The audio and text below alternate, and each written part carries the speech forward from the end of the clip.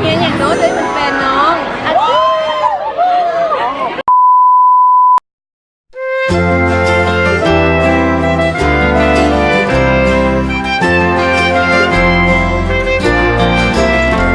Je te dis joyeux Noël, tu me dis joyeux Noël, on se dit joyeux Noël et aussi bonne année à toute la famille. On dit joyeux Noël et nos vœux pour que brille la nouvelle année. J'apporte un petit gâteau, tu apportes un petit gâteau, on apporte un petit gâteau sucré à toute สวัสดีทุกคนยินดีต้อนรับกับข่าวสื่อชาแนลของนิก้าอีกแล้วสำหรับวันนี้เนาะดังที่ทุกคนเห็นอยู่ไปวันนี้เราจัดงานคริสต์มาสหรือว่างานโนเอลอยู่ที่โรงเรียนเรานั่นเองเนาะและก็จะพาทุกคนมาเบิ่งภาพบรรยากาศรวมๆแล้วก็จะไปสัมภาษณ์นักเรียนนำเนาะซึ่งจะม่วนสมัยเรากับมาติดตามพร้อมกันเลย J'apporte un petit gâteau, tu apportes un petit gâteau, on apporte un petit gâteau sucré à toute la famille. On dit joyeux Noël et nos vœux pour que brille la nouvelle année. Je donne un petit baiser, tu donnes un petit baiser, on donne un petit baiser mouillé à toute la famille. On dit joyeux Noël. พาเนี่ยเด้อซื้ออย่าง สุโดเนาะ อายุจักปีแล้ว อายุ15แล้วเนาะ มีแฟนละ อ๋อมี แอบมาคอยอยู่ ขอคำอวยพรหรือว่าคำแบบเด็ดๆสำหรับงานนี้เนี่ย สุขสันต์วันปีใหม่ ซื้ออย่าง ข้าวสุกสันต์ประมูล มาจากห้องใด เจนหนึ่ง ผู้ซื้อเจ้าไหนที่ตึกเฮาจัดงานแบบสิ กาบมวนอยู่ วันนี้คิดว่าห้องตัวเองสิได้อย่างขอคำอวยพรให้แกงานโนเอลเนี่ย ขอให้งานนี้อยู่ทุกๆปี เข้าใจเด้อตอนนี้เนาะเขากลับมาอยู่กับคนงามเนาะขอถามซื้อเด้อซื้ออย่าง ซื้อมีนาสวนผมเนาะ มาจากห้องใด 61รู้สึกว่างานนี้เป็นจังไหนสำหรับปีนี้ งานนี้เป็นงานที่แบบโอ้สนุกสนานแบบอลังการขนาดเลยแบบสุดยอดเลยมุกสัมจัน แล้วขอคำอวยพรหรือว่าแบบคำคมเด็ดประจำใจจากท่อนหนึ่งจากประโยคหนึ่ง ขอให้ปีใหม่นี้จงโชคดีทุกๆคนสำหรับทุกๆคนนั้นจงตั้งใจเรียนและก็สิ่งผ่านไปด้วยดีสำหรับภาคเรียน1แล้วกับภาคที่2เนาะ เข้าใจเด้ออุ้ยขอสัมภาษณ์เนี่ยได้ยินมาวันนี้วันเกิดเลยเหรอเดือนกันแล้วกับขอสัมภาษณ์เนี่ยเราซื้ออย่าง อลิสา อาจจะห้องใด L12 ได้ยินมาแบบเป็นคนที่งามที่สุดในตึกแมันบอ แม่นเหรอ ขอแบบคำอวยพรให้แกท่านผู้ชมในงานปีใหม่ ปีใหม่นี้ก็ขอให้ทุกคนมีสุขภาพแข็งแรงเด้อเรียนหนังสือเก่งๆใส่ไงได้เด้อคนเราได้หลายเด้อคนเราได้หลาย ซื้อแท้ซื้อลินซื้ออย่างกันได้ซื้อสามาจากห้องใด L32 สำหรับงานนี้ผู้สึกจังแดด รู้สึกดีเนาะแล้วก็เป็นปีสุดท้ายอยากสร้างความทรงจำหลายๆ เก็บไว้ ขอคำคมเด็ดๆจากหนึ่งประโยค หักเอ็กโซเด้อ เข้าใจเด้อสบายดีขอสัมภาษณ์เนี่ย ได้ ขอชื่อเสียงแห่งนามก่อน ชื่อทิพวรรณไซแสนเรือทิพย์ มาจากห้องใด L31 สำหรับงานนี้นี่มีความรู้สึกจังแดดตื่นเต้นบ่ รู้สึกว่าปีนี้เป็นโปรเจกต์ได้เป็นออร์แกไนเซอร์กันเลยว่ารู้สึกดีใจหลายถึงว่าจะไม่ได้ประกอบส่วนในคูฟอร์เมนต์ต่างๆผมก็อย่างภูมิใจ โดยแล้วขอคำคมแบบเด็ดๆจากประโยคนึงให้หน่อย คำคมว่าคำคมประจำใจก็คือเฮ็ดปักจนกว่าเขาจะภูมิใจ เดี๋ยวเข้าใจเด้อ สุดเป มาจากห้องใด เจนที่2 สำหรับงานนี้นี่มีความรู้สึกแนวใดตื่นเต้นบ่หรือว่าเสียใจที่จัดงาน ก็ตื่นเต้น ปีนี้ขอให้ท่านผู้ชมสุขดีครับร่ำรวยขอให้สุขภาพแข็งแรง สบายดีขอสัมภาษณ์เนี่ยเด้อซื้ออย่าง ซึ่งสุภาวิไล มาจากห้องใด เจ21 โดยแล้วรู้สึกจังไหนกับการจัดงานนี่นะ รู้สึกดีใจและก็ตื่นเต้น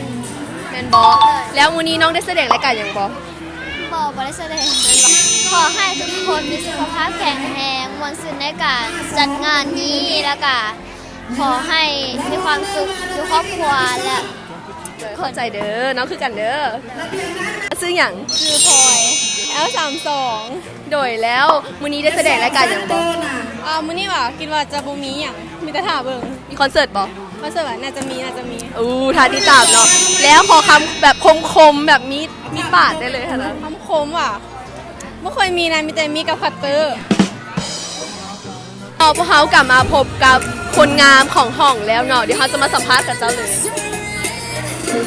สบายดีซื้ออย่างนะ ชื่อตะมน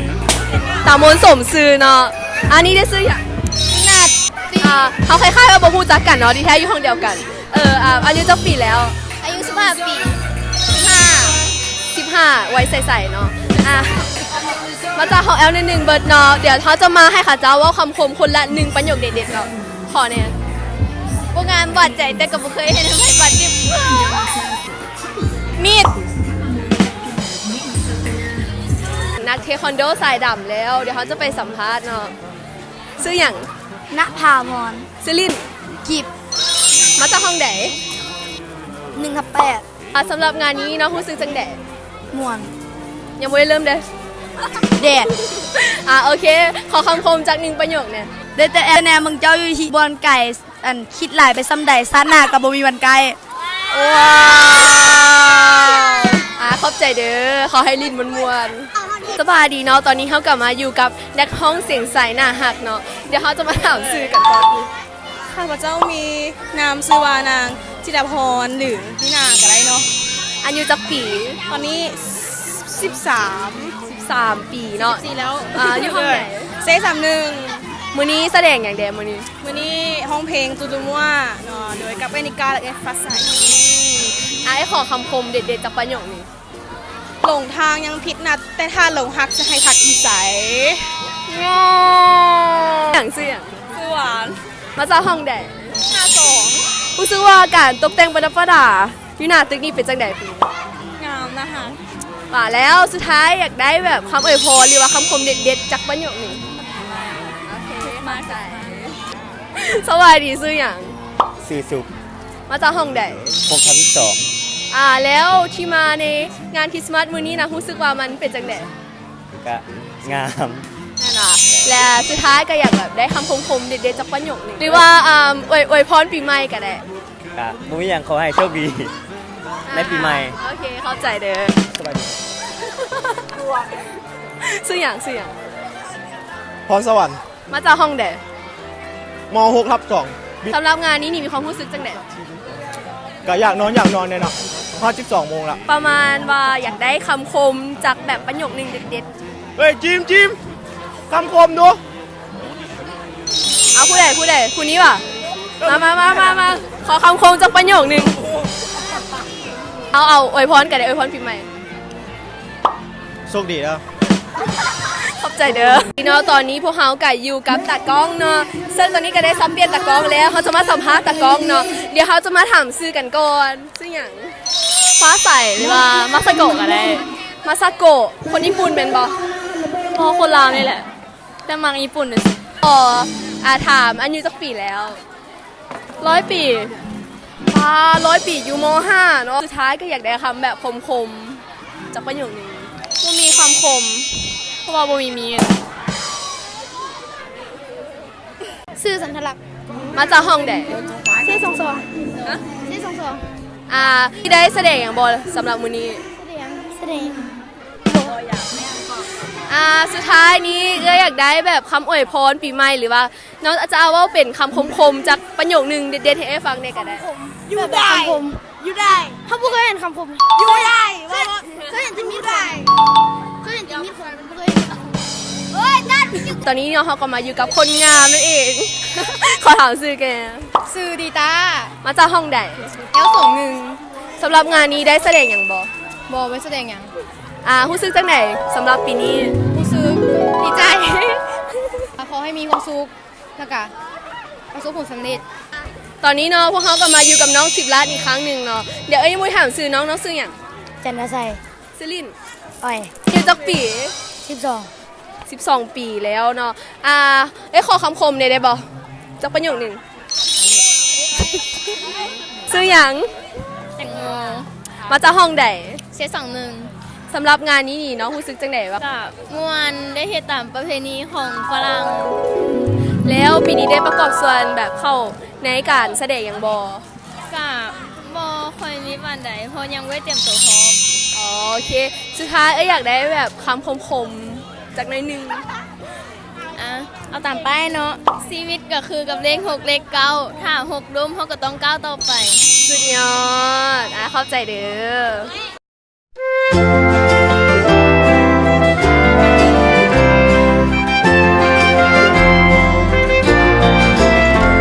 Je te dis joyeux Noël, tu me dis joyeux Noël, on se dit joyeux Noël et aussi bonne année à toute la famille. On dit joyeux Noël et nos vœux pour que brille la nouvelle année.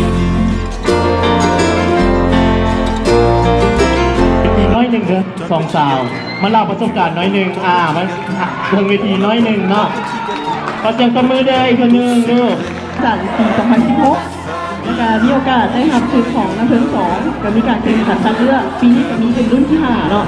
ก็ให้น้องๆตั้งใจเพราะว่าตั้งตัวเองได้แต่อายุ18 ปีเนาะไปขอให้ตั้งใจเด้อชมเชยเพื่อนเนาะลูกอันยังมีคำถามอีกคำถามหนึ่งเมื่อกี้นี่ว่าจบมานี่สามารถเลี้ยงตัวเองได้อย่างเพิ่งเงินเดือนมาได้เท่าไหร่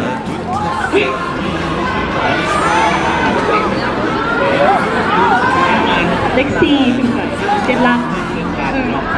7 หลักแล้วก็เลข4ขึ้นไปจะลูกเด้อเห็นป่ะเงิน7 หลักแล้วก็หลัก4เลข4ขึ้นไปห้องได้มีส่วนนาทีพรซิลินทูเวฟเนาะ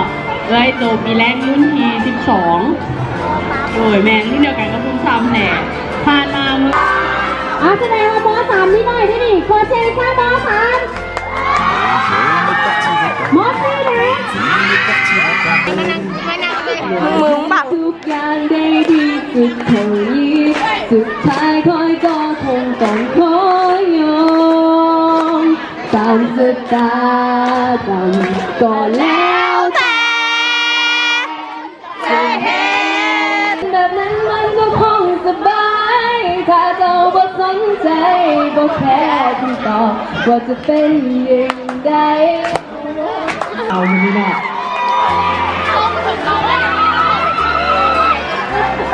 มาแล้วมา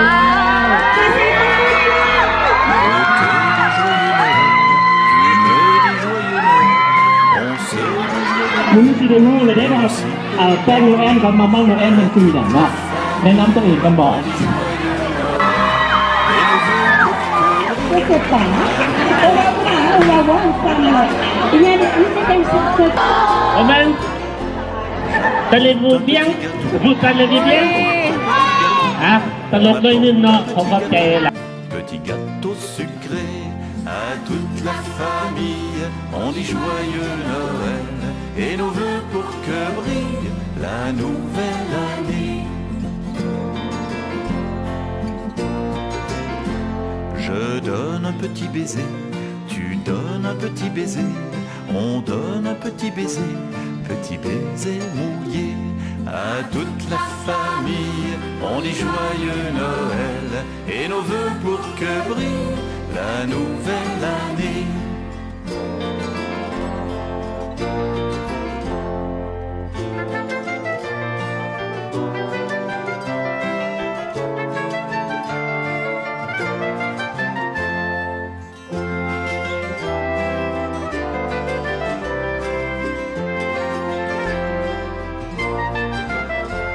Et je ne partirai pas,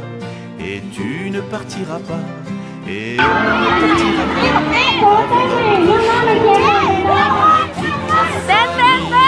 On dit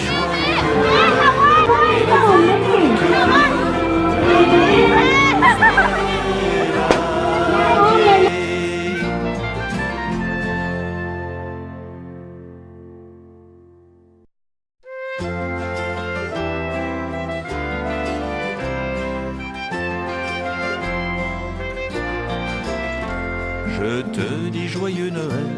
Tu me dis joyeux Noël, on se dit joyeux Noël. Et aujourd'hui, nous allons chanter une chanson qui s'appelle Vive le monde. On dit joyeux Oh, vive le monde, vive le monde, vive le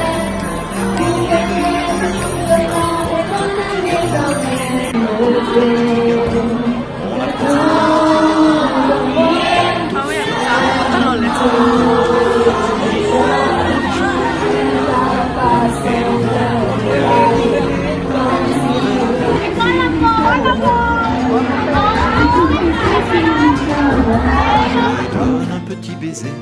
tu donnes un petit baiser, on donne un petit baiser mouillé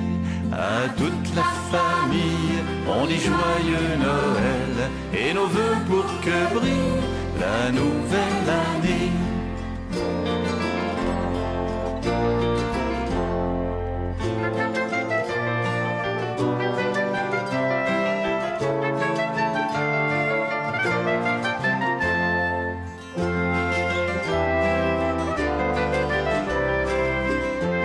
À cette occasion, je vais chanter une chanson qui s'intitule Papa et mon père de Céline Dion. Allez, vous allez écouter.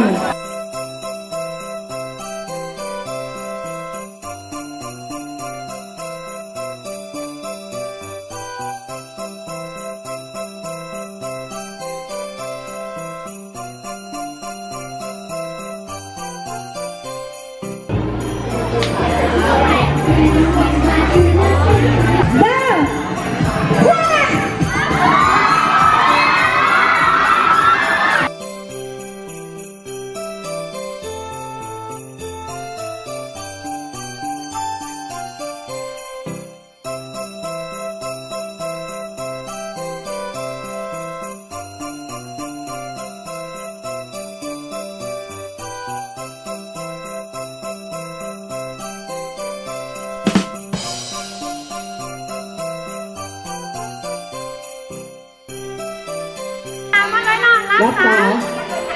เซ็ตจะขอเซ็ตอย่างแบบนี้เป็นรับตา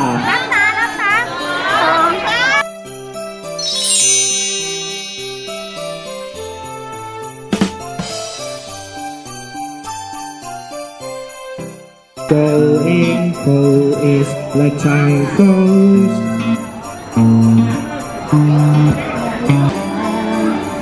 ยังอยากไปแทนเขาคนนั้นต่างคนต่างคิดต่างแตกต่างกันต่างเหตุต่างผลต่างมีความสำคัญหรือเราถูกกับพันงาเขาพอบอก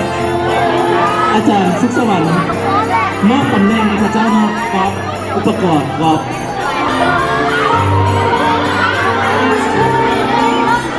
พยายามมาให้พอดีเนาะอย่าให้ล่ามเกินไปอย่าให้สูงเกินไปเพราะว่าต้องใช้การตีเนาะการตีกอล์ฟ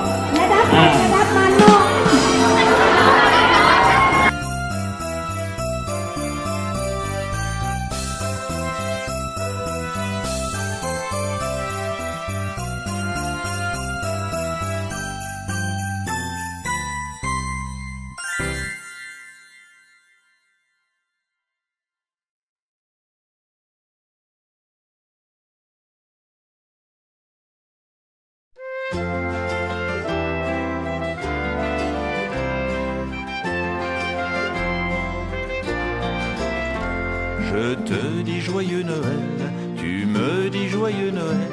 on se dit joyeux Noël. On dit joyeux Noël et nos vœux pour que brille la nouvelle année. J'apporte un petit gâteau, tu apportes, on apporte un petit gâteau. Le mot inégociation. T-I-O-N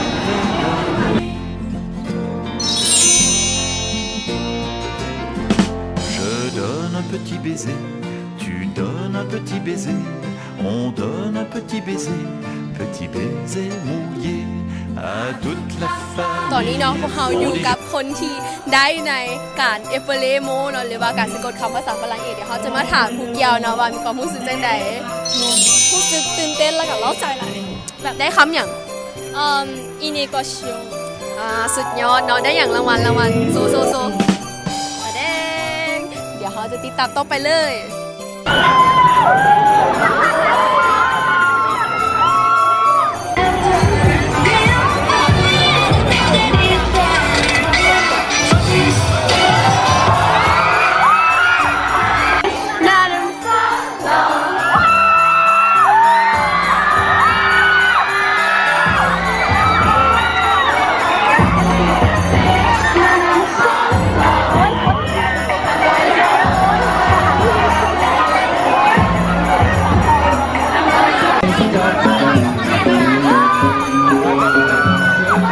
ขอเสียงเด้อ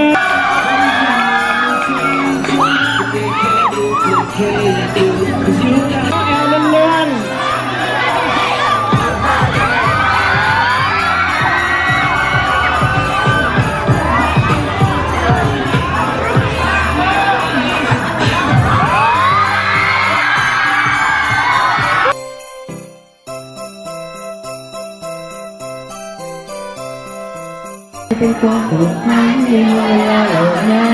และนี่ก็จบไปแล้วเนาะสำหรับงานโนแอนที่โรงเรียนมอสอยเวียงจันทร์ซึ่งเป็นอะไรกะคันมากอย่าลืมกดไลค์กดแชร์และก็กด subscribe ให้ช่องของการแนเดอร์และก็อย่าลืมกดกระดิ่งเพื่อบ่พลาดการแจ้งเตือนวิดีโอใหม่ๆเจอกันใหม่ปีหน้าบ๊ายบาย